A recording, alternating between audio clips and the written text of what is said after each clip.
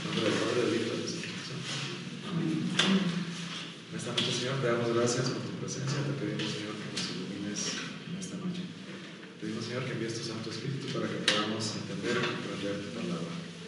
Espíritu Santo, fuente de luz, Espíritu Santo, fuente de luz, por el Padre, del Hijo y del Espíritu Santo. Amén. Bueno, vamos a ver el día de hoy el libro de las Lamentaciones.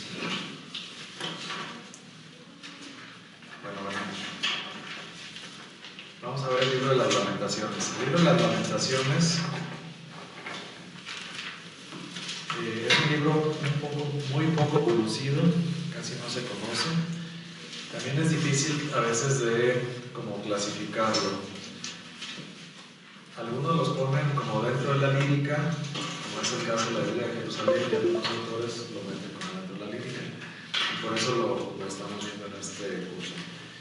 La lírica dijimos que era como la poesía, ¿verdad? Entonces, por el género literario podría entrar dentro de la lírica. Sin embargo, la Vulgata y la versión griega lo ubican más bien como dentro de los profetas. ¿Por qué dentro de los profetas? Porque, bueno, se supone o se le atribuye supuestamente a Jeremías, o podría haber sido como cánticos de Jeremías o la oración de Jeremías.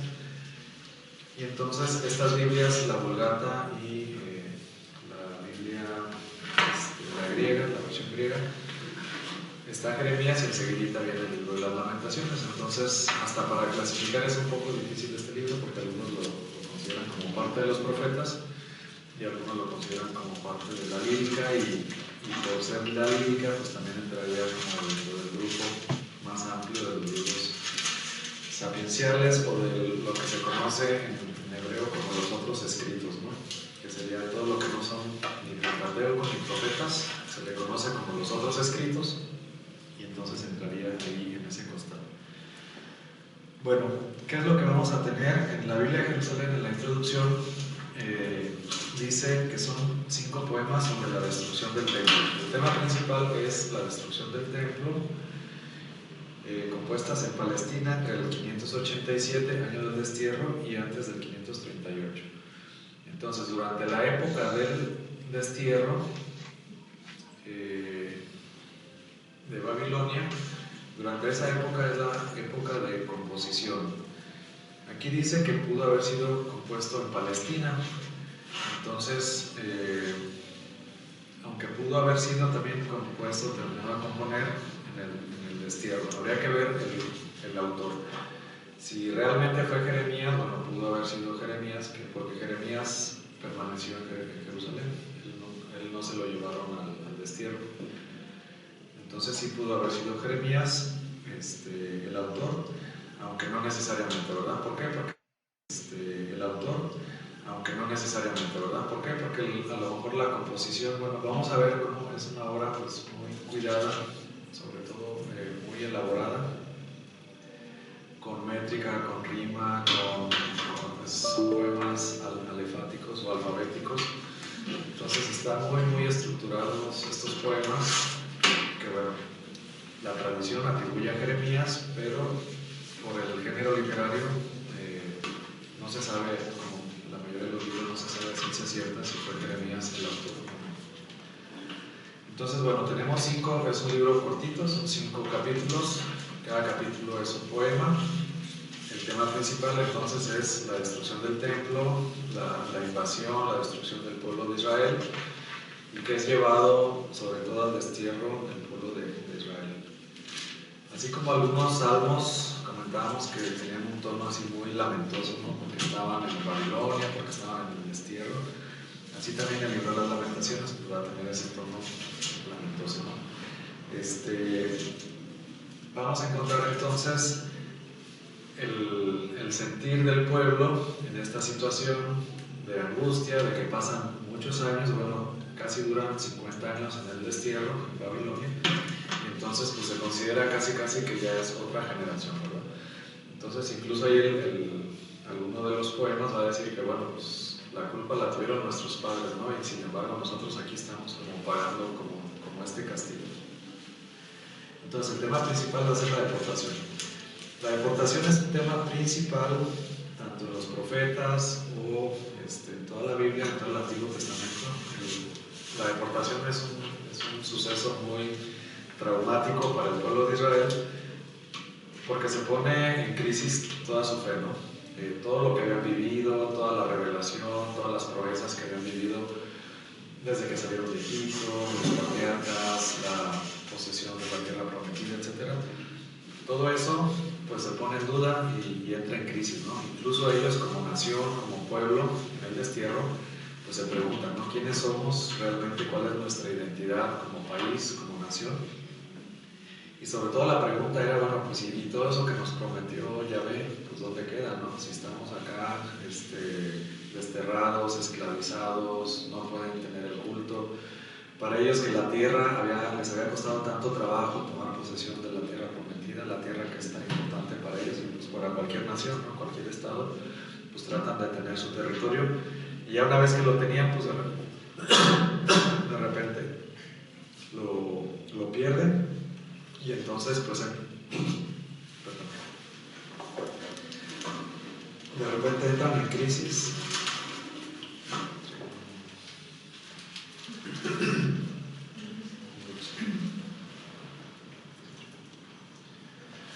Entonces de repente entran en crisis y pues ponen en duda todo, ¿no? Su fe, su religión, su confianza, sus promesas, la alianza, todo lo que confiaban ellos se pone en duda, ¿no? Entonces, bueno, en este hecho, y pues ellos mismos, ¿no? No toda la gente fue deportada, sí la mayoría, la más notable, fue deportada, sin embargo se quedó también gente en Jerusalén, que estaba destruida, y esa gente pues le tocó ver pues todavía más drástico, ¿no? El cambio. Si les tocó ver pues cómo su ciudad estaba fortificada, cómo tenían reyes, cómo crecían, cómo se habían hecho un pequeño imperio, y de repente pues ver que está destruido, ver que su santuario pues está profanado, que no hay nada dentro del templo, ¿no? Y entonces ellos pues empiezan a ver esa degradación total en su propia ciudad. Los que están en el destierro pues más bien con nostalgia, ¿no? Añorando cuando vivían en Jerusalén, cuando vivían y cuando podían asistir a sus fiestas, tener ese culto, pues viven más bien como en la nostalgia, en la añoranza de los tiempos anteriores. Y pues en Jerusalén pues más bien viven contrastando todo el tiempo, ¿no? El esplendor, el cierto esplendor que llegaron a tener en diferentes épocas, de repente pues ya ver en ruinas, ¿no? Toda su ciudad, todos sus edificios, sus murallas, su templo, todo destruido. Entonces, bueno, ese es el contexto, ¿no? El contexto entonces es, en esa situación difícil, cuál es el sentir del profeta que refleja no solamente el sentir del profeta, ¿no? Sino que es también el sentir de todo el pueblo. Y entonces nos va a ir presentando estos cánticos y bueno, pues vamos a ir viendo más o menos sobre qué línea van y qué mensaje tienen para cada uno de nosotros. Entonces, bueno, tenemos 5 lamentaciones. Dice, lamentación primera en la introducción a la Biblia de Jerusalén. Dice, Jerusalén está abandonada. Este es, digamos, el tema principal. Jerusalén está abandonada como una viuda vestida de luto a la que nadie consuela. Ella misma reconoce que tal situación la han provocado sus pecados y espera confiada que la salvación le venga de Yahvé. Bien, esa es la lamentación primera. Vamos a leer entonces, vamos a ir directamente al texto para ir leyendo, pues si no toda una parte, sí, de este primer capítulo, que es el primer cántico. Si se fijan en su Biblia, tenemos, bueno, desde el primer capítulo, vemos a la izquierda. Fíjense, la Biblia es muy gráfica. Cuando vemos lírica, vean cómo está todo como cuadradito, ¿no? O sea, como que la extensión de los renglones son párrafos, 1, 2, 3, 4, 5, párrafos de 5 renglones. Como que mide lo mismo, ¿no? Como que tiene cierta métrica. No ponen así unos renglones muy largos y otros cortitos, sino que todos más o menos miden lo mismo. Está muy estructurado. Unos renglones empiezan y luego otros están así como que con una sangría, como que es la misma continuación, ¿no?, del anterior. Entonces posiblemente son como 3 enunciados. No, son 6, ¿no? 6. Son como 3 enunciados un poquito más largos, los que van haciendo cada uno de los párrafos. ¿Qué encontramos del lado izquierdo? Del lado izquierdo encontramos el alfabeto hebreo, que también se le conoce como alefato. ¿Por qué se le conoce como alefato? Bueno, porque empieza con el alef. La primera letra del alfabeto griego es el alef. Si se fijan, ahí van numerando las letras. El alef, bet, gimel, dalet, he, vav, zayin, etc., ¿no? Het, bet, yod, kaf, lamed. Het, bet, yod, kaf, lamed, nun, griego. Hebreo. Son 22 consonantes y entonces la idea es aquí las mencionan, pero en hebreo, la Biblia hebraica, cada uno de estos párrafos empieza con esa letra. Es como una especie de acróstico, ¿no? ¿Así se acuerdan de lo que es un acróstico? Como cuando ponen su nombre y luego ya hacen un poema que empieza con cada una de las letras. Más o menos es como un acróstico, pero en lugar de poner un nombre, va el orden del alfabeto. Entonces, bueno, por eso decimos que tiene su chiste, o sea, está muy estructurado, la medida, posiblemente hasta ritma un poquito en hebreo, posiblemente tiene cierto ritmo a la hora de leerlo. No es nada más como un relato, como prosa, como algo que sucedió, sino más bien es el lamento en un cántico, en un poema, en una poesía, hasta podemos decir hasta un salmo. Estas lamentaciones también se utilizaban para fines litúrgicos, tanto en el pueblo de Israel y también, bueno, la Iglesia Católica las ha adoptado porque algunos textos también, aparte de hablar de ese tono lamentoso, pues también hacen referencia también a lo mejor a Jesús en la cruz por el sufrimiento que está viviendo el pueblo, y las alegorías o las comparaciones que hace el autor, que en algunos casos nos dan como pinceladas también, así como algunos salmos, ¿verdad? Como el Salmo 22 y algunos otros salmos de Jesús en su pasión. Entonces, la liturgia también en la Iglesia Católica ha tomado algunos de estos textos, pues sobre todo para celebrar algunas celebraciones dentro de la pasión. Bueno, si se fijan, entonces los 4 primeros capítulos tienen igual la misma estructura. En algunos los párrafos son de 4, en algunos son de 6. Y el último, menos el último, el quinto capítulo no tiene ese orden. El quinto capítulo, si se fijan, no tiene el abecedario.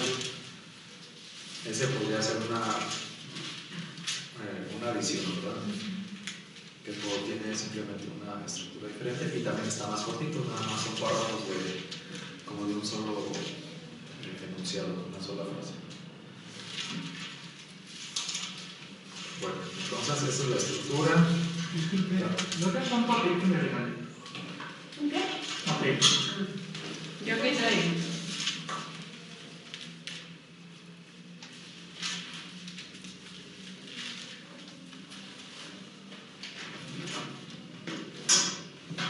Bueno, entonces vamos a empezar a leer y vamos a ver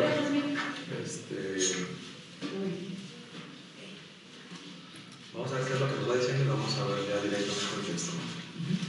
Si me van ayudando así un parrafito cada quien para que no se nos haga pesado. Dice que en Solitaria se encuentra la otra ciudad populosa. Como una viuda ha quedado la grande entre las naciones. La princesa de las provincias sometida está a tributo. Lo que decía, ¿verdad? Una viuda, como una viuda ha quedado la grande entre las naciones. Bueno, primer lamento. Si se fijan, ya el tono es lamentoso, ¿no? Ya empieza así como que es solitaria, como de tristeza, como lamentación, ¿no? Precisamente como se llama el libro. Y va a empezar a dar como estas figuras de lo triste que está la situación de lo desolada que está la ciudad, de lo que han sufrido los habitantes. Vamos a encontrar también muchas referencias, no sé si se acuerdan, los salmos, que había unos que hacen mucha referencia a Jerusalén, o a la ciudad santa, o a Sion, o al templo, ¿verdad? Aquí también vamos a encontrar eso. También va a hablar aquí un poquito más de Judá, también encontré referencias de Judá, o la capital de Judá, que era Jerusalén. Acuérdense que estaba dividido el reino del norte, el reino del sur, era el reino del sur, y entonces los va a estar utilizando como sinónimo, ¿no? Entonces puede ser Judá, puede ser incluso Israel. Israel es más amplio, ¿verdad? Se supone que Israel, bueno, hay dos acepciones de Israel, o más bien dos épocas de Israel. Israel como la nación, que son las 12 tribus, pero en la división del reino, al reino del norte también se le conocía como Israel, y el reino del sur se le conocía como Judá. Entonces, sin embargo, aquí en este texto de repente lo menciona como sinónimos, o sea, no tanto haciendo referencia al reino del norte, sino más bien haciendo referencia a la nación, al país que representa. Bueno, entonces empezamos con estas alegorías, ¿verdad? Que solitaria se encuentra la ciudad populosa, como una viuda ha quedado la grande entre las naciones, la princesa de las provincias, sometida está a tributo. Ahora tiene que estar pagando tributo, ¿verdad? Han sido deportados sus principales, sus notables personajes que vivían ahí en ella, y ellos están también sometidos a tributo. Bien, continuamos con el siguiente párrafo. Llora que llora de noche, surca el llanto sus mejillas. No hay nadie que las consuele entre todas sus amantes. Todos sus amigos la han traicionado, se le han convertido en enemigos. Muy bien, entonces continúa el tono lamentoso, ¿verdad? Surca el llanto en sus mejillas. Fíjense esta alegoría, no está hablando de una ciudad, no está hablando de un pueblo, de un país, pero también está hablando como si fuera una persona, ¿verdad? También vamos a ir viendo también otro tipo de interpretación. Acuérdense que la Biblia también siempre se puede interpretar de manera personal, ¿verdad? Y eso es lo interesante de la Biblia, que no solamente es un libro histórico, sino que es palabra viva y eficaz, y en ella también siempre nos podemos ir viendo reflejados, ¿no? Yo creo que a la par que vamos viendo los acontecimientos históricos y el contexto histórico en el que se escribió, pues también tenemos que tener presente que también nos habla, y también de alguna manera todos, de alguna manera, pues hemos vivido momentos difíciles, ¿no? O los estamos viviendo o los hemos llegado a vivir. Entonces, así como vimos en otros libros, ya vimos el dolor, ya vimos el amor, la alegría, etcétera, que tocan otros libros. Este libro sí habla específicamente de una situación concreta del pueblo de Israel, pero también una situación en la que todos podemos llegar a caer, ¿no? Una situación difícil, lamentosa, una situación pues muy complicada, ¿no? Que todos en algún momento de nuestra vida hemos llegado a pasar, o podemos llegar a pasar. Continuamos. El pueblo de Judá ha sido desterrado, su estrategia y dura servidumbre. Vive en medio de pueblos extranjeros y no encuentra descanso. Sus enemigos lo persiguen y le dieron alcance. Ok, perdón, si en el párrafo anterior dice no hay nadie que la console entre todos sus amantes. Ahí está hablando en un doble sentido, en un doble juego, ¿verdad? Acuérdense como en los profetas, Amós, Oseas, que hablaban de la idolatría, de la infidelidad, como esos amantes, ¿no? Como comparando la infidelidad del pueblo de Israel con la infidelidad humana. Y esos amantes aquí se refieren pues a todos esos pueblos vecinos en los que ellos confiaban. De repente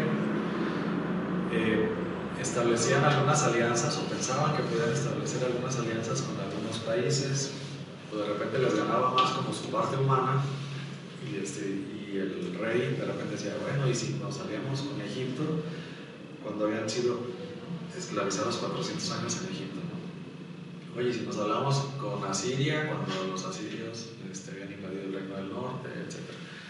Entonces, digamos como que había aflorado esa parte humana de establecer negociaciones, pactos con reyes y países vecinos, pues para que los defendieran. Ahí el punto era bueno, y su confianza en Dios, ¿dónde estaba? ¿No? Y muchos profetas, pues es lo que les van a echar en cara a esos reyes, ¿no? De que confiaban más en su habilidad para negociar o confiaban más en los reyes de pueblos vecinos que en Dios. Y entonces dice aquí, por eso, de tus amantes, no hay nadie que lo consuele entre todos sus amantes. El reclamo va a ser que ninguno de los otros pueblos vecinos los defendió, ¿no? A la hora de, cuando los deportaron, pues todas esas alianzas fracasaron. Ahora acá, Judá está desterrada y postrada. Fíjense cómo dice Judá. ¿Sí? No dice Israel, no dice Jerusalén, no dice el templo, ¿no? Aquí dice Judá específicamente.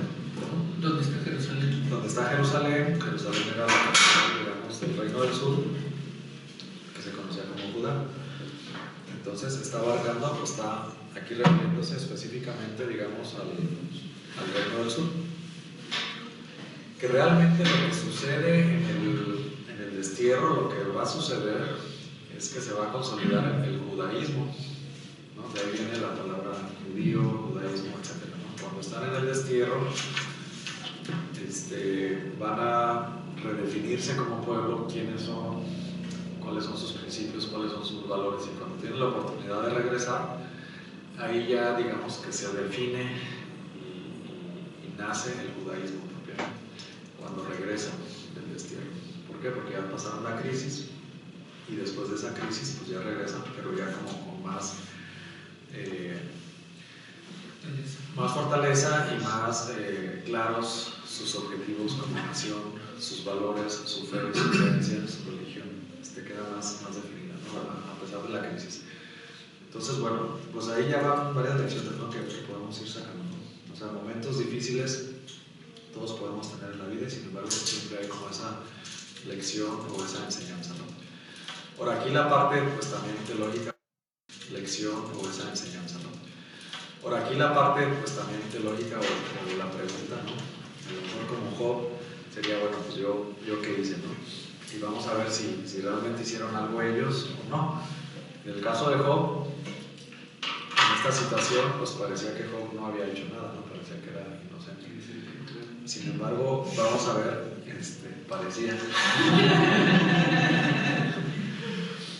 parecía que era inocente, pero, bueno, renegó, ¿no? Yo sigo pensando que ellos se quedaron puros de aquí, puros defensores. Bueno, pero la cosa es, el contexto de Job es que él era un hombre justo. Ahora aquí vamos a ver si el pueblo es justo y también si nosotros somos justos, ¿no? O sea, si nosotros somos justos como Job o no, que la mayoría pues no, ¿verdad? O sea, no, la mayoría pues yo creo que no. Entonces hay algo que se llama también pues las consecuencias del pecado. ¿Sí? Y muchas veces podemos caer en la tentación como de reclamarle a Dios situaciones, ¿por qué me mandas esto? ¿Por qué me mandas esto? Cuando todo lo que supuestamente nos manda Dios es consecuencia de nuestros propios actos. Eso le va a pasar al pueblo de Israel, ¿no? O sea, ¿por qué estamos sufriendo? O sea, como, no sé, vamos a caer en esa situación, ¿no? Y nosotros pues también debemos a caer. Se están quejando, sí, de que los desterraron, de que les destruyeron el templo, de todo. Se van a quejar de todo. Pero la pregunta es ¿por qué sucedió eso? Antes de que sucediera esto, en la clase de los profetas, o cuando vemos la materia de los profetas estuvieron insistiendo que cambiaran de conducta, que no se olvidaran de Yahvé, que no se olvidaran de la viuda, del huérfano, etc. Que no se olvidaran de la parte que les tocaba hacer en su alianza. Y sin embargo, pues al pueblo no le importó, a los reyes no les importó, a los sacerdotes no les importó, siguieron haciendo pues su vida al margen de Dios. Y entonces desde los jueces, ¿no? Pues sí. El ciclo del pecado. El ciclo de pecado y conversión, todo eso sí. Pues también nosotros. ¿A poco no? Vamos, nos confesamos, pecamos, nos arrepentimos, y a poco no también tenemos ese mismo ciclo de los jueces. La cosa es aquí, bueno, pues si uno se está queje y queje, o el pueblo que se está quejando amargamente de todo lo que le está pasando, pues también debe de hacerlo como un examen de conciencia, ¿no? A ver, bueno, tú te estás quejando, pero ahora, ¿por qué estás viviendo esto que está sucediendo, ¿no? Y muchas de las veces, no digo que siempre, no digo que todo lo que sufrimos es consecuencia del pecado, no siempre todo, pero muchas cosas sí. Muchas cosas de lo que sufrimos es consecuencia de nuestros actos, de algo que no hicimos correctamente a la luz de Dios. Entonces, bueno, ya me estoy adelantando un poquito. Continuamos con el siguiente párrafo. Los caminos de Sión están de luto, porque nadie acude a las fiestas. Sus puertas están en ruinas, gimen sus sacerdotes, sus doncellas están desoladas y ella misma llena de amargura. Ok, ¿quién era la gente más importante supuestamente para el pueblo de Israel? Los sacerdotes, ¿verdad? Los sacerdotes, los reyes, los príncipes. Entonces, bueno, primero, las calzadas de Sion están de luto, ya nadie viene a las solemnidades. Imagínense que, por ejemplo, nuestras misas, nuestras peregrinaciones, nuestras fiestas, ¿no? Que de repente ya estuvieron así solas, ¿no? Cosa que está sucediendo pues en Europa, ¿no? Dicen que los templos ya están muy vacíos. Y aquí, afortunadamente, no están totalmente vacíos, pero sí hay cada vez que menos gente, ¿no? Un poquito menos de gente, menos jóvenes. Entonces, bueno, poco a poquito se va vaciando los templos. Las puertas desoladas, los sacerdotes gimiendo, las doncellas, ella misma en la madrugada. Entonces están sufriendo los sacerdotes, las doncellas. Bueno, continuamos con las lamentaciones. El 5. La domina el enemigo. Feliz está el adversario, porque Yahvé la ha afligido, pues son muchos sus delitos. Sus niños partieron al cautiverio delante del enemigo. Ok. La domina el enemigo. ¿De quién está hablando? De Jerusalén o de Judá. Feliz está el adversario porque Yahvé la ha afligido. Aquí hay un tema, ¿no? Yahvé la ha afligido, y incluso más adelante vamos a ver en el capítulo 2 como si los estuviera castigando, ¿no? Como, incluso era un tema de Job, ¿no? También como Job se defendía, ¿verdad? ¿Por qué me estás tú lanzando esas flechas, ¿verdad? ¿Por qué tú me estás castigando? Aquí la pregunta era si realmente Yahvé estaba castigando al pueblo o no. ¿Ustedes qué creen? ¿En el destierro Yahvé estaba castigando al pueblo o no? ¿Qué piensan ustedes? Aquí como que los abandonó, como que los dejó a su suerte. a su suerte, sí. Como que les Más que castigar. Sí, ¿verdad? les quita la protección, les quita la bendición, los deja, o sea, la intemperie, ¿no? Así como que, ahora sí, pues ustedes defiéndanse, ¿no? Como ustedes puedan, sin esa bendición, sin esa protección. ¿Sí están de acuerdo todos? Pero de alguna manera los profetas les habían avisado, ¿no? Cuando, si mal no recuerdo, se decía si Ezequías, los profetas les dijeron no hagas alianzas, no vayas por ese camino. Y sin embargo ellos pensaron que era una buena estrategia militarmente hablando el sublevarse a los asirios, el sublevarse a los de Babilonia, y eso finalmente lo que les costó fue la destrucción, o sea, la reacción de Babilonia para que destruyera la ciudad, destruyera el templo, lo saqueara y les diera como un escarmiento, ¿no? Por haberse aliado con otros y por haber intentado como sabotear el vasallaje que tenían con ellos. Sí, fue un proceso, digamos, de ciclos, ¿no? De ciclos de estar avisando a los profetas, de estarles diciendo, anunciando, y pues la gente no entendía, no cambiaba, no se volvían a Dios, ¿no? Y bueno, ¿qué tan diferente es a nuestros tiempos? O si lo aplicamos ahora a nuestros tiempos,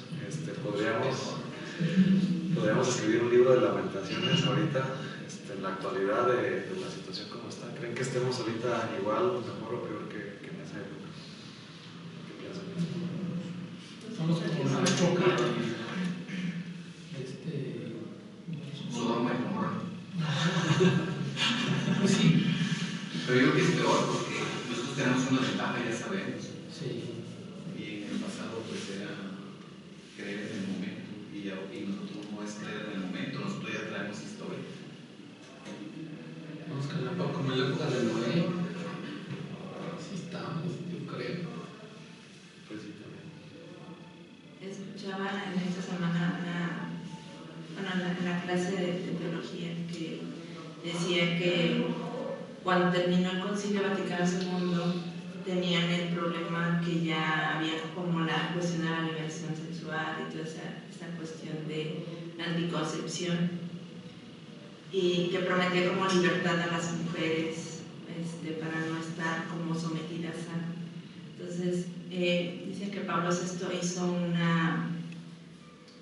pues como un documento muy pequeño, pero que ese documento hablaba sobre las consecuencias que traería al mundo la cuestión de la anticoncepción, y decía que pues que iba a haber más mujeres violentadas, más mujeres usadas, que iba a haber más, iban a incrementar el número de abortos, que iba a haber muchísimas más consecuencias, más divorcios, más infidelidades, más cosas de ese tipo. Y pues Pablo VI fue como criticado en su momento, pero pues fue la voz profética que habló lo que realmente estamos viendo en estos actuales con toda la cuestión de la anticoncepción, ¿no? Creo que de alguna manera lo mismo pasó en esa época, que los profetas les advirtieron que su ciudad iba a ser destruida, que su templo iba a ser destruido, que iban a estar lejos y que iban a ser dominados, pero no quisieron entender o escuchar las palabras del profeta, ¿no? Y pues tuvieron que tomar, como les decía hoy en la mañana, nosotros los seres humanos no aprendemos a veces por las buenas, sino solamente con los golpes y los trancazos. Muy bien, el 6. Ha perdido la hija de Sión toda su gloria. Sus jefes parecían carneros que no encuentran pasto. Iban caminando sin fuerzas, delante del que las arreaba. Muy bien, ¿quién es la hija de Sión? Jerusalén. Jerusalén. Entonces vean cómo va utilizando diferentes nombres, ¿verdad? Judá, Jerusalén, hija de Sión. Y ahora, otro de los importantes, los príncipes, ¿no? Los hijos de los reyes, ahora ya ni siquiera tienen que comer. Entonces va como que poniendo el contraste, que antes tenían mucho esplendor en sus fiestas, en sus peregrinaciones, en todo lo que tenían, y de repente ya está todo desolado. O apenas tienen para comer, ¿no? Los que eran notables, los que eran ricos, los que eran, pues sí, ni siquiera los importantes tienen para comer. Entonces están ahí como que batallando en una situación muy difícil y muy complicada. Aquí, bueno, pues diferentes cosas. A veces la desolación parece muy grande. Para ellos, obviamente, pues era tremendo, no solamente por la situación que estaban viviendo, sino pues que venían de una época aparentemente buena, cierto auge económico, cierta prosperidad, y de repente pues todo se les viene abajo. Que había sido todo advertido por los profetas y todo había sido anunciado por los profetas, pero no hicieron caso. A veces esta desolación también parecería como, pudiera pensarse a lo mejor, pensando en los últimos tiempos, en la parucía, ¿no? Que a lo mejor puede venir una época así. Nosotros aparentemente estamos así cómodos, pero no sabemos cómo van a venir. Pueden venir guerras, pueden venir otras pandemias, pueden venir situaciones difíciles, y también nosotros que nos creemos así como que no nos pasa nada, ¿no? Como que no. O sea, ya vimos con esta pandemia, pues que todos somos frágiles, los países son frágiles, las economías son frágiles, y fácilmente pues podemos padecer y sufrir también eso que ellos están viviendo, ¿no? O sea, podemos verlo así muy lejano, pero no está tan lejano de la realidad. Ahora también en nuestra ciudad dice que es de las más pobres en el país, ¿no? los cinturones de pobreza también que tenemos, las joyas, son 80,000 habitantes en unas colonias y pues desoladas, ¿no? Totalmente, o sea, a lo mejor no hay mucha diferencia a ellos con lo que están mencionando aquí y no estamos tan lejos de ellos. Entonces a veces pueden ser realidades diferentes o momentos diferentes que a lo mejor todos podemos llegar a, en algún momento dado podremos llegar a vivir algo de lo que se menciona así. Entonces también puede ser una profecía como algo que puede suceder en el futuro. Yo dando un contexto, o sea, por ejemplo, pues gracias a Dios nosotros estamos aquí ahorita, tenemos comida, estamos bien y todo, pero yo me imagino hace 2 o 3 semanas en Estados Unidos pues pensaban que era el fin del mundo, ¿no? Con todas las nevadas y todo, o la gente que está en Rusia, Ucrania, pues igual a pensar lo mismo, ¿no? Porque están viviendo una situación de guerra, y entonces pues como que uno ve estos eventos que a lo mejor son muy geográficos pues, pero yo me pongo a pensar en esa gente que estuvo ahí casi una semana bajo esa situación de frío tan extremo o los que llevan 9 meses en guerra o cosas así. Y pues ellos han de pensar otra cosa. Pues ellos han de pensar, pobrecitos de nosotros, ¿no? Porque también nosotros como que luego se acostumbra uno a todo, ¿no? Nos acostumbramos a la inseguridad que vivimos aquí. En nuestra ciudad tenemos 3 muertos en promedio, 2 o 3 muertos al día, ¿no? El otro día, ayer o antier, aquí en Boulevard Hermanos Aldama, y luego ya como que uno se acostumbra, mataron a uno aquí, y ya uno hace como que su vida normal, o sea, como si no hubiera pasado nada, ¿no? Y a lo mejor lo que estamos viendo es peor que una situación de guerra, porque si le sumamos todos los muertos que hay en nuestras ciudades, en nuestros municipios, en nuestros estados, en nuestro país, pues tenemos más muertos a lo mejor que en una guerra, ¿no? Estamos peor que en Ucrania, yo creo que tenemos más muertos aquí que en Ucrania. Nomás que a veces como que nos vamos acostumbrando y ya lo hacemos como algo cotidiano, como que ya vemos que no es algo relevante, pero sí, obviamente los contextos van cambiando y depende. Aquí la cosa es, bueno, ¿qué hemos hecho para llegar a este punto y qué hemos dejado de hacer? O sea, ¿qué hemos hecho mal, qué hemos hecho bien y qué hemos dejado de hacer para llegar a este punto en una sociedad pues tan, no sé, tan alejada de Dios, ¿no? Como que yo me imagino generaciones anteriores, pues a lo mejor sí no había tanta prosperidad económica, pero como que los valores eran más fuertes en la gente, ¿no? La gente era muy fuerte, muy trabajadora, sus valores muy firmes, ¿no? Y ahora no, pues ahorita ya los valores, pues, ¿no? ¿Cuáles? O sea, como que muy poco, ¿no? Claro, sí hay gente buena, ¿no? Pero en general vivimos en una sociedad secularizada que vive por lo general al margen de Dios. Ha perdido la fe, o hemos perdido la fe como países. Bueno, nos vamos a dedicar, se me está acabando el tiempo, ya directamente al capítulo 2, versículo 1, vamos a ver un poquito la segunda lamentación. Porque aunque está cortito, no podemos ir así como que todos, ¿no? Dice el 2.1, ¿cómo ha nublado su cólera el Señor a la capital Sion? ¿Cuál es la capital Sion? Jerusalén. Desde el cielo ha tirado por tierra el esplendor de Israel. Fíjense cómo aquí menciona Israel, ¿sí? Como nación, como país, como todo. Sin acordarse del estrado de sus pies el día de su cólera. ¿Cuál es el estrado de sus pies? El templo, ¿verdad? Dice acá, la nota bibliográfica, el estrado de sus pies es el templo. Entonces, bueno, aquí el capítulo 2 empieza a ser un poquito más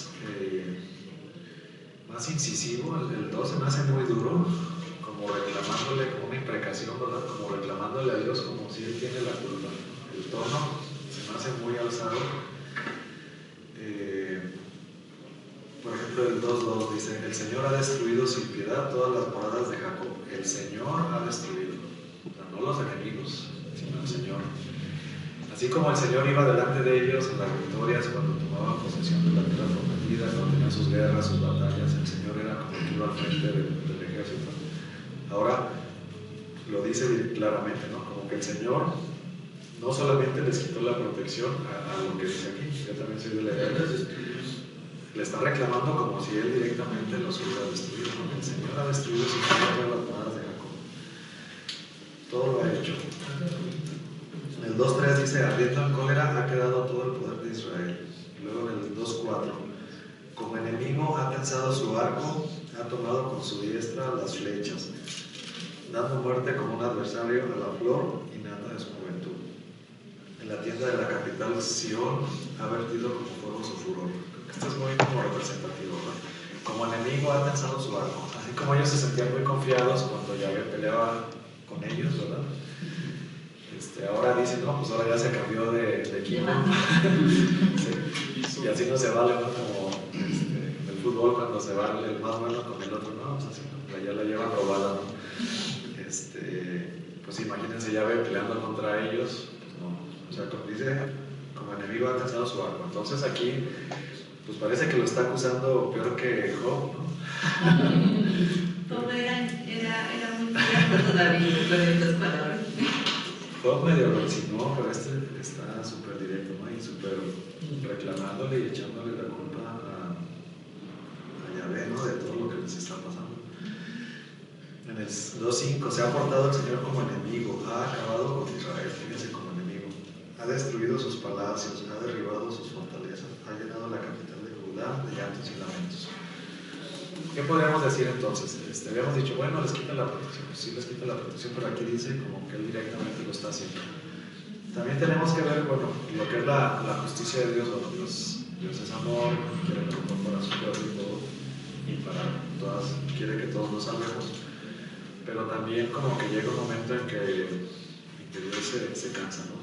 La ira de Dios o la justicia de Dios como que llega a su límite, ¿no? Dios también. La paciencia de Dios, que es muy grande, cuando hay tanto pecado, cuando hay tantas cosas así, llega un momento en que Dios dice como que ya basta, ¿no? Como que se agota su paciencia y puede actuar del otro lado.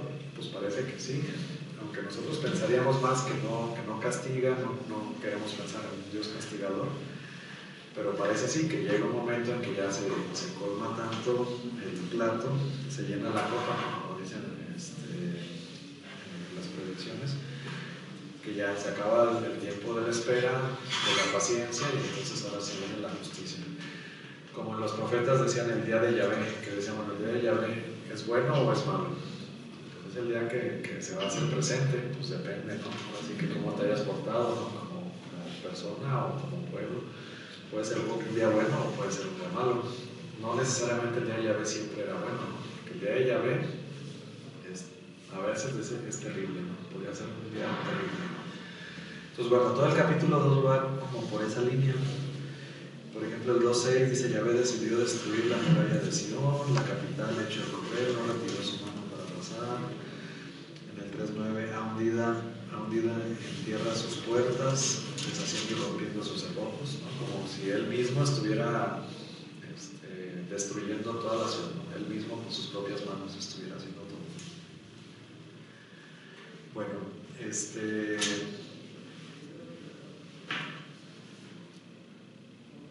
después otras cosas lamentosas, preguntan sus madres dónde hay pan, etc. Fíjense en el 14, tus profetas te ofrecieron visiones falsas sin contenido, no revelaron tu culpa porque cambiaría tu suerte, oráculos te ofrecieron de falacia e ilusión. El 2.14, tus profetas te ofrecieron visiones falsas sin contenido. Cuando se ve la clase de profetas, vemos que hay profetas verdaderos y profetas falsos. Entonces, los profetas verdaderos le decían, no te alíes con ellos, no quédate aquí, no, o sea, le iban diciendo lo que tenía que hacer. Y los falsos, pues por quedar bien con el rey, le decían, no va a pasar nada, tú no te preocupes, no te van a invadir, no sé qué. Sí, le decían lo que ellos querían, pues para estar ahí cómodos en la corte y todo, ¿no? Pero pues muchos reyes se confundían y le hacían caso a los falsos profetas y no le hacían caso a los verdaderos profetas. Entonces, bueno, en ese no discernir o no saber a quiénes eran los verdaderos profetas, pues tomaron malas decisiones, ¿no? A final de cuentas, que los llevó a esto. Decisiones políticas, de alianzas con otros pueblos, pero también ya había algo que se había corrompido dentro de la iglesia, dentro del poder civil, incluso de la población. Decía, no me acuerdo si era Ezequiel o Isaías, que decía, con que uno fuera bueno, ya con eso era suficiente. clase de profetas sobre eso. Entonces, bueno, aquí reconoce que los profetas sí habían dicho, pero pues ellos no les hicieron caso, ni los reyes ni el pueblo tampoco. O sea, no se convirtió, no se acercó a Dios, siguió actuando igual. Bueno, el capítulo 2 va por ahí. El 3 quizás es el más equilibrado, el capítulo 3, porque va a reconocer que también ellos pues tienen algo de responsabilidad. Dice el 3.1: soy el hombre que ha visto la aflicción, bajo el látigo de su furor me ha llevado, me ha hecho caminar en tinieblas y sin luz, contra mí revuelve su mano todo el día. Bueno, ahí va en la misma línea, pero después más adelante va a decir en el 19, dice: recuerda mi miseria, mi vida errante, todo es ajenjo y amargura. Ahí todavía todo es, lo recuerdo y se hunde mi espíritu dentro de mí, pero algo traigo a la memoria, algo me hace esperar. De todos modos, algo traigo a la memoria. Fíjense lo que dice el 22: que el amor de Yahvé no ha acabado, que no se ha agotado su ternura. Mañana se renueva, grande es tu fidelidad. Mi porción es Yahvé, me digo, por eso en él esperaré. Quizás todo este parrafito, ¿no?, del 22 al 24, capítulo 3, versículos 22 al 24, podría ser de lo más como dulce, ¿no? Como que dentro de la lamentación, como que reconoce la misericordia de Dios. Dice: el amor de Yahvé no ha acabado, a pesar de todo eso que están viviendo, y a pesar de que él pensaba que todo ese castigo venía por Yahvé. Dice: el amor de Yahvé no ha acabado. La esperanza de la salvación, sí, que no se ha agotado su ternura, mañana a mañana se renuevan. Grande es tu fidelidad. Fíjense cómo después de todo lo que le había dicho, después él reconoce que es la fidelidad de Dios. Entonces, en el fondo, el autor está reconociendo que, ya se desahogó, ya sacó todo su coraje, todo lo que, sus lágrimas, todo lo que quería sacar, pero aquí en el fondo está reconociendo que Dios es justo, que Dios es fiel. Grande es tu fidelidad, mi porción es Yahvé, me digo, por eso en él esperaré. Aún así, él dice: aún así voy a esperar en el Señor, ¿no? La fidelidad de Dios es grande. Y sí, pues nosotros también en épocas difíciles, pues también podemos caer en la desesperación, podemos caer en el llanto, podemos caer en renegar de la situación de la que estamos viviendo. Pero en el fondo podemos reconocer que a lo mejor algo pudimos haber hecho mal, algo no hicimos, o independientemente de eso, pues reconocer que Dios siempre perdona, que Dios es fiel, que Dios es bueno y que está también esperándonos a que nos volvamos hacia Él, ¿no? Entonces, en medio del dolor, en medio de las situaciones difíciles, también ahí está presente Dios, y ojalá que nosotros también tuviéramos esa esperanza, ¿no? Esa fe madura para poder decir: bueno, dentro de todo, la fidelidad es grande y mi porción es Yahvé. El 25 dice: bueno es Yahvé para quien lo espera, para todo aquel que lo busca. Bueno es esperar en silencio la salvación de Yahvé.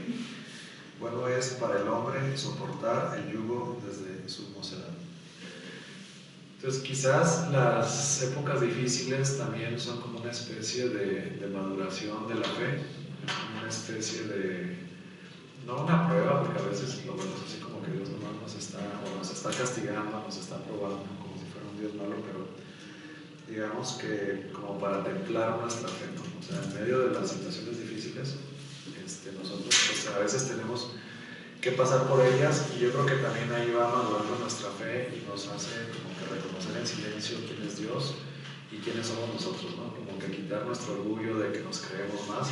Porque mucho de lo que le pasó al pueblo pues era esa especie de orgullo, ¿no? Que de repente había prosperidad económica y de repente el pueblo pues se olvida de Dios, ¿no? Y entonces, bueno, a veces como que estas situaciones difíciles nos quitan el orgullo, ¿no? Como que nos ponen los pies en la tierra y a ver, cálmate, ve quién es Dios y quién eres tú, ¿no? O sea, como que ubícate en dónde estás parado, y nos ayudan a lo mejor así como a que reflexionar, y en el silencio, a veces ni hay que estar haciendo así como que gran alboroto, ¿no? En el silencio, en el dolor, en la soledad, en esa angustia, en ese momento difícil, pues como que reconocer a Dios por lo que Él es y pues darle gracias, y aún a pesar de esos momentos difíciles, como decíamos en el libro de Job, a lo mejor esos momentos difíciles es el escalón para nosotros acercarnos más a Dios.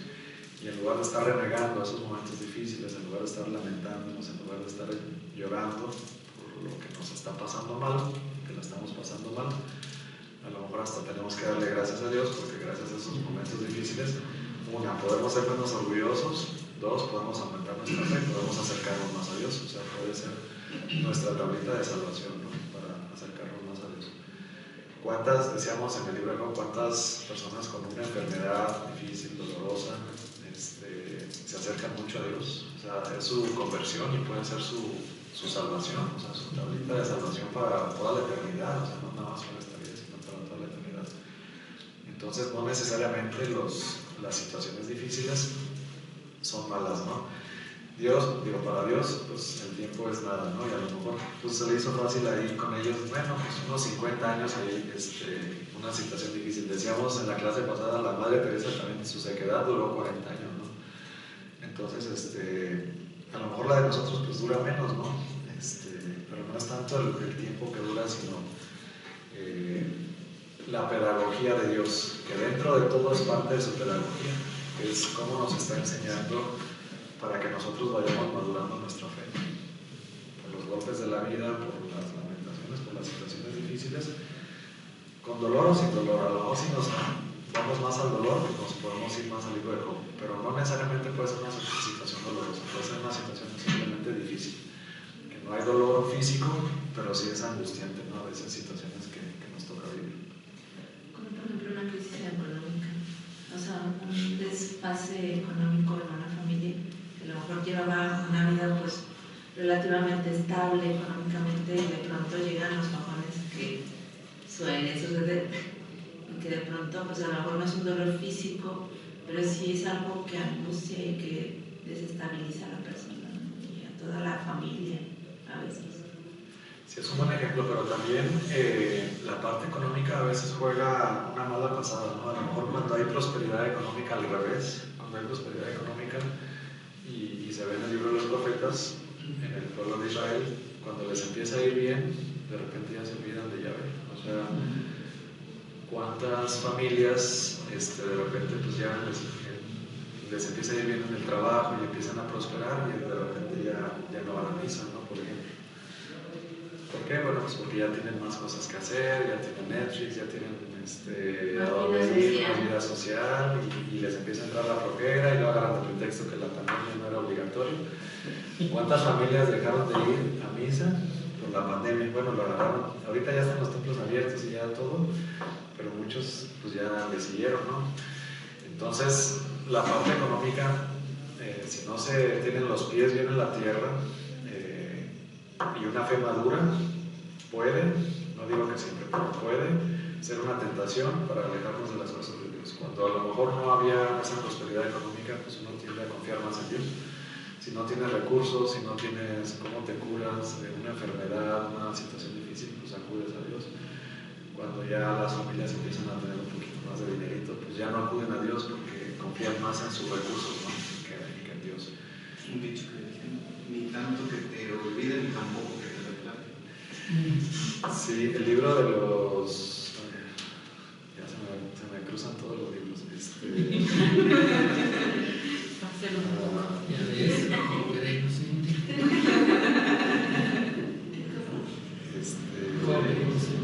Creo que Proverbios dice, no me des ni pobreza ni riqueza. ¿Sí? Y casi nunca decimos eso. A ver, ¿ustedes han dicho eso en su oración? Yo lo tengo en mi pizarra. ¿Sí? Pero fíjense, casi nuestra oración no, pues que nos vaya bien, que la economía y todo.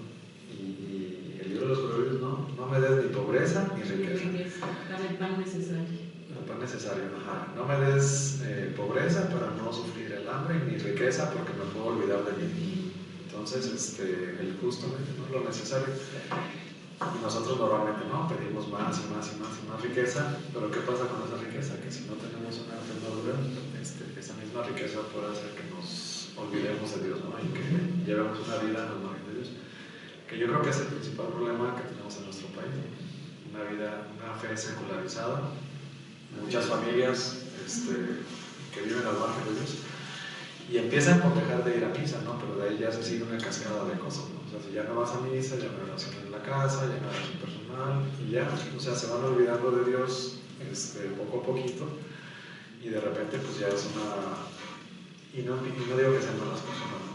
Pero así empieza una pérdida de la fe de las familias y después de la sociedad. Y luego decimos, ¿y cómo llegamos aquí con todos estos niveles de homicidios? Pues de familias que así. ¿De dónde salen los sicarios, no? Los sicarios que hay en nuestra ciudad, que hay cientos o miles, desafortunadamente, que con 2,000 pesos, con $100, matan a una persona. O sea, ¿de dónde salen esos sicarios? Pues de las familias. Y esas familias tienen estos valores o no los tienen. Seguramente si los tuvieran bien arraigados y los hubieran transmitido a sus hijos, seguramente no serían sicarios, ¿verdad? Sin embargo, bueno, son familias pues, con muchos problemas. Bueno, entonces, me gusta el capítulo 3, es el que más me gusta por estas frases. Creo que nos dan esperanza, nos dan ánimo. Y bueno, ya se nos está acabando el tiempo, yo creo que nos vamos al 5º capítulo para ver sobre todo cómo termina, ¿no? Dice en el 5:16, dice, ha caído la corona de nuestra cabeza, ay de nosotros que hemos pecado. Fíjense, aquí reconoce que han pecado. En algunos textos del libro de las Lamentaciones, él mismo reconoce su responsabilidad, reconoce que han pecado.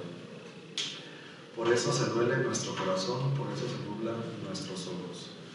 Por el monte Sión asolado, las raposas transitan por él, mas tú, Yahvé, reinas por siempre.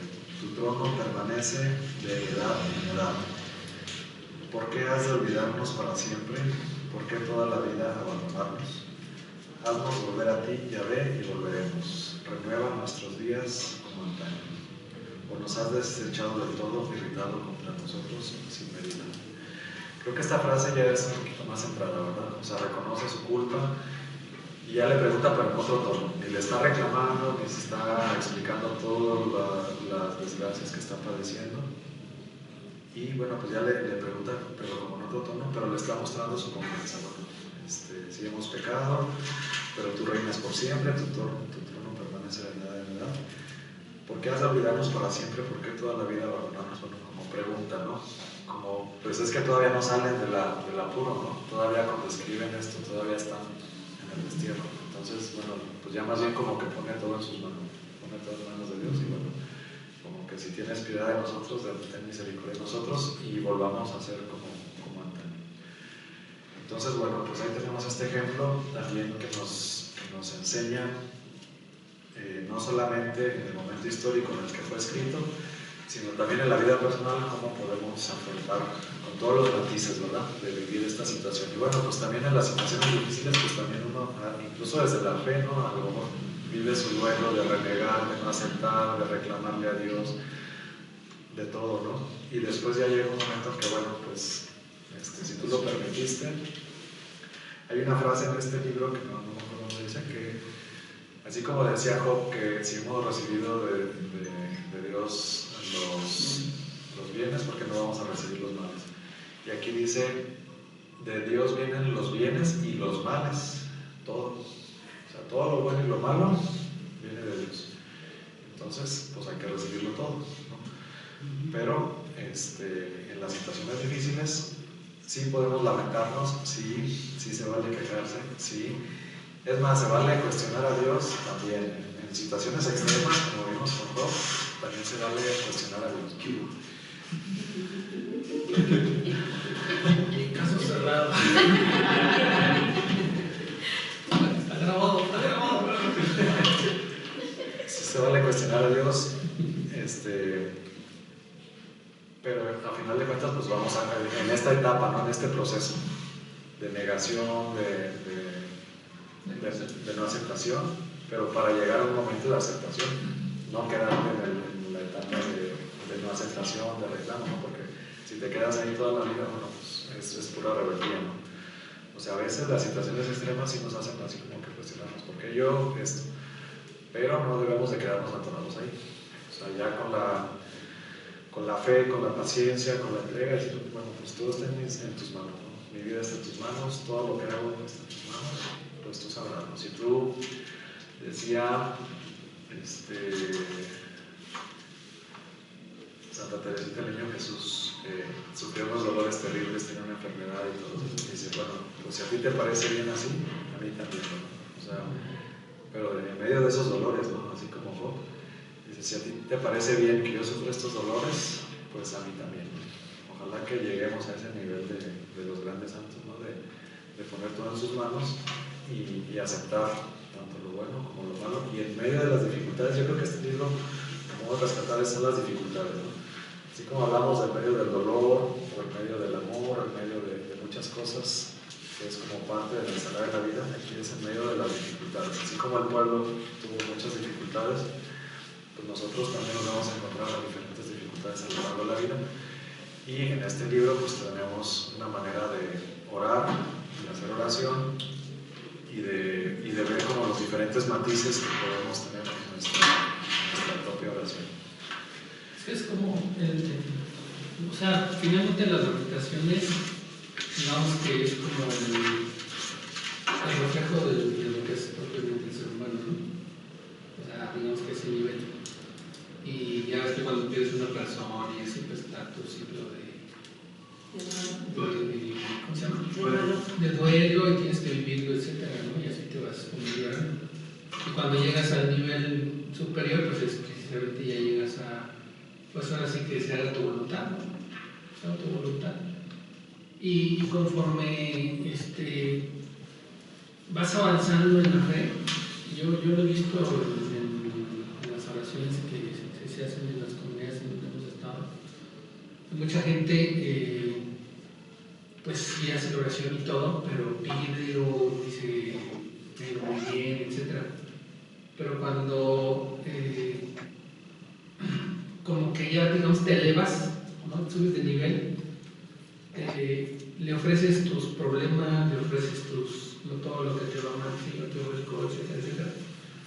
Y gente que no está muy metida en la oración, como que dice, ah, caray, eso también se puede pedir, si se puede ofrecer, o sea, aprenden en ese sentido, ¿sí me explico? O sea, como que, y cuando haces ese tipo de oración, pues te liberas mucho, te liberas, porque le ofreces tus alegrías, pero también le ofreces tus tristezas, le ofreces tus éxitos, pero también le ofreces tus derrotas y así, ¿no? Pero yo siento que ya estás en un nivel de ¿cómo decirlo?, de conexión con madurez espiritual. Pero hay gente obviamente que se queda en las lamentaciones porque me va mal y que me vaya mal, y que salud, y que dinero, y que trabajo, etc. Pues sí, pero ¿cómo te está yendo con tu familia, etcétera? Que tienes un problema, eso no se lo ofreces al Señor. Entonces yo pienso que es pues eso, ¿no? Es como que llegar a ese nivel. Sí, yo nada más terminaría con 2 puntos. Uno, sí es discernir, porque muchas de las veces de lo que nos pasa es consecuencia de nuestros propios pecados y le echamos la culpa a Dios. Muchas de las veces, fíjense, y muchas de nuestras situaciones, embrollos, dificultades en los que estamos son consecuencias, puede ser de nuestro pecado o del pecado de alguien más, y no se vale pues estarle echando la culpa a Dios, ¿verdad? Santiago 1:13, eso dice. Ahorita lo vemos. Y el punto número 2, decía San Ignacio de Loyola, se los quiero leer, dice, hay una pequeña oración que dice que no quiera yo más salud que enfermedad, riqueza que pobreza, honor que deshonor, vida larga que corta, y así en todo lo demás, solamente deseando y eligiendo lo que más me conduce al fin para el que he sido creado. Entonces, digo, ya hablando de grandes santos, ¿no? O sea, que le da igual, es totalmente indiferente, ¿no? La indiferencia ignaciana, que le da igual, ni siquiera pide dame salud. O sea, si a ti te parece bien la salud, pues qué bueno, y si te parece bien la enfermedad, pues qué bueno, también yo lo acepto, ¿no? Siempre y cuando todo eso me conduzca al fin para el cual he sido creado. Que no pide riqueza, si le parece bien riqueza, pues riqueza, si le parece bien pobreza. O sea, llegar a un punto, un estado en el que uno es totalmente como indiferente a esas cosas que cuando uno no está... ¿Qué es vanidad? Que es vanidad de vanidades, que cuando uno no está cerca de Dios pues, es todo, ¿no? En la vida, tener dinero o todo. Pero cuando uno se acerca a Dios, pues uno se da cuenta pues, que es como secundario, ¿no? Que no es tan importante. Pues más bien, lo que le plazca a Dios, lo que le parezca bien, pues eso aceptarlo, ¿no? Pero aceptarlo bien, o sea, no así como que bueno, pues ya no. Aceptarlo con gusto, ¿no? Bueno, pues más bien tratar de entender, ¿no? Bueno, primero, si fue por culpa mía de mis actos, de mis pecados, o si fue, pues yo no le puedo echar la culpa a Dios, ¿no? Pues más bien estoy recibiendo lo que yo hice. Y si no fue por esa situación, bueno, tratar de entender, bueno, entonces cuál es el mensaje, ¿no? ¿Qué es lo que Dios me quiere decir a través de esta circunstancia? Pero si le parece bien a Dios así, pues... Cuando no sea un proyecto, una tarea, un objetivo que tú quieras, que tú deseas, ¿no? Un objetivo no se da, siempre se atraviesa, ¿no? Es entender, ¿no? Cuando tienes esa madurez espiritual, dices, pues no quieres que lo vaya por allá. Sí, cuando se van cerrando las puertas. Exacto. A ver, ¿cuál es la cita que decías? Santiago 1:13. Usted léalo, en su propia actividad.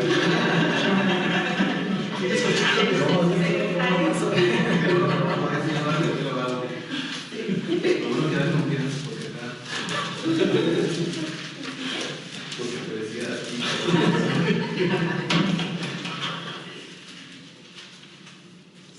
Sí te la sacaste de la licenciada. No, yo no sé.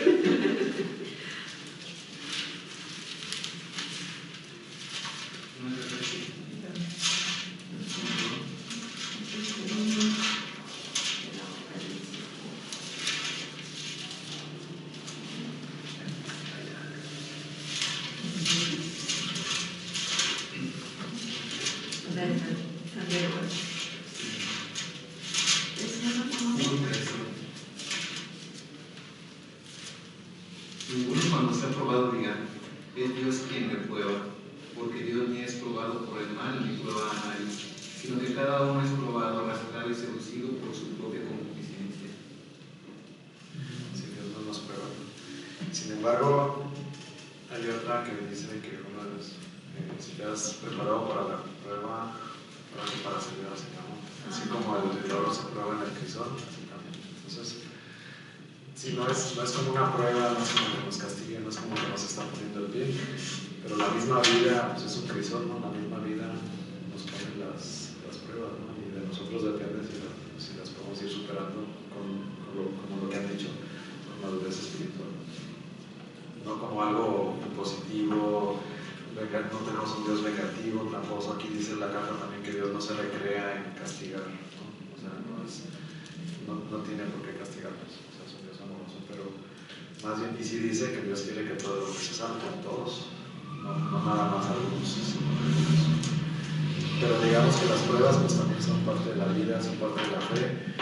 También uno cuando se empieza a acercar más a la fe, más a los sacramentos, más a Dios, pues hay veces que la cosa se pone difícil, ¿no? Sí, las circunstancias se ponen difíciles, sea prueba, no sea prueba o lo que sea, pero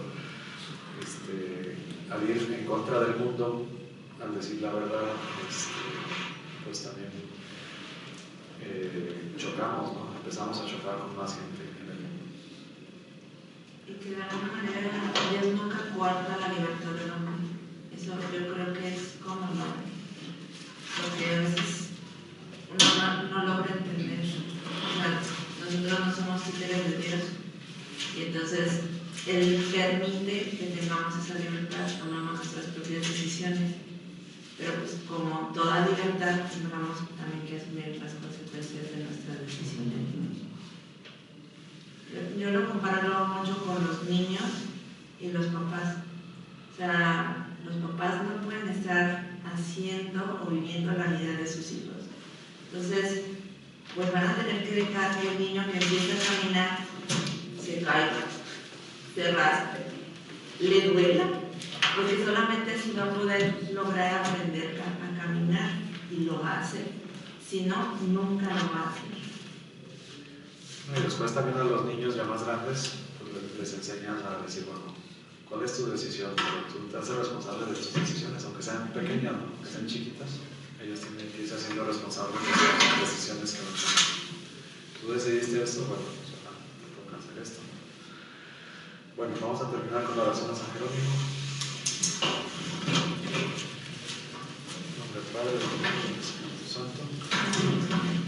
Oh Dios, tú que concediste a San Jerónimo una estima grande y viva por la Sagrada Escritura, haz que tu pueblo se alimente de tu palabra con mayor abundancia y encuentre en ella la fuente verdadera de vida. Por su intercesión te pedimos, Señor, que en nosotros crezca y se fortalezca también un amor intenso por la Sagrada Escritura, por estudiarla, meditarla, testimoniarla y anunciarla. Te rogamos asistas con tu Espíritu a todos los que en el mundo entero se desviaron de conocimiento, amor y difusión de tu palabra, para que por medio de ellos todos los hombres lleguen a encontrarse con tu Hijo Jesucristo, palabra hecha carne por nuestra salvación. Amén. Dulce Madre, no te alejes, tu vista no guardes, ven conmigo a todas partes.